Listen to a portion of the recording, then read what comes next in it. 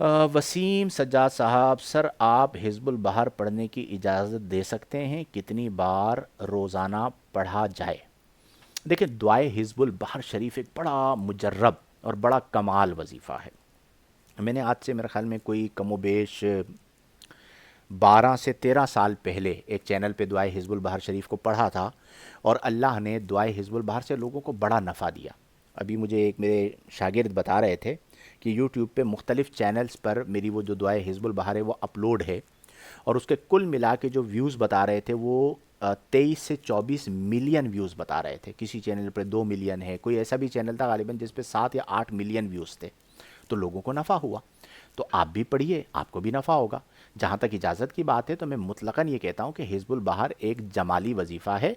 मेरी तरफ से आपको बिल्कुल इजाज़त है, आप पढ़ सकते हैं। इंशाअल्लाहुल जलील आपको उसका नफ़ा होगा। इसी तरह आप सुनना चाहें तो आप सुन भी सकते हैं, इसमें भी कोई मुज़ायक़ा नहीं है। तादाद है कम से कम 3 बार या 7 बार पढ़ लीजिए, जितना आपका ज़ौक़ है उस ज़ौक़ के मुताबिक आप पढ़िए, इंशाअल्लाह नफ़ा होगा।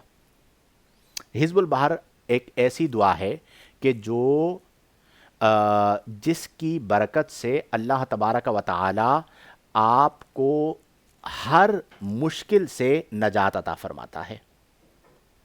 ठीक है, हर मुश्किल से अल्लाह तबारक व तआला आपको नजात अता फरमाता है। और मैं लोगों को समझाता हूँ कि अगर आप आमिलीन से जान छुड़वाना चाहते हैं तो इंशाअल्लाहुल जलील हिज़्बुल बहर आप पढ़ लीजिए, आपके आमिलीन से जान छूट जाएगी।